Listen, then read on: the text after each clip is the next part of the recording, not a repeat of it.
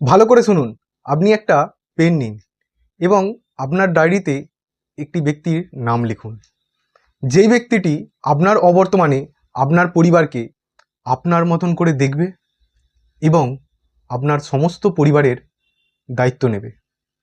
যদি এই রকম কোনো ব্যক্তি হয়ে থাকে, সেটা আপনার বন্ধু সার্কেলেই হোক বা আপনার পরিবারের কেউ খুব কাছের ব্যক্তিই হোক, যদি আপনি আপনার ডায়েরিতে নামটি লিখতে পারেন, তাহলে আমি বলবো আপনার ইন্স্যুরেন্সের কোনো প্রয়োজনীয়তা নেই।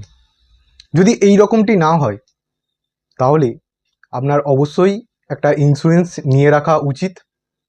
এবং আপনার যদি এখন মনে হয় কি ইন্স্যুরেন্স নেবেন, কত টাকার রিস্ক কভার তাতে থাকবে, তাহলে আমার স্ক্রিনে হোয়াটসঅ্যাপ নাম্বার দেওয়া আছে, আপনি সেখানে একটা মেসেজ করুন, আপনার বয়স এবং আপনার ইনকাম ও এক্সপেন্সকে ছোট্ট করে ব্যাখ্যা করুন। আমি জানিয়ে দেব এক্স্যাক্টলি আপনার কত টাকার ইন্স্যুরেন্স নেওয়া দরকার। ধন্যবাদ, খুব ভালো থাকবেন।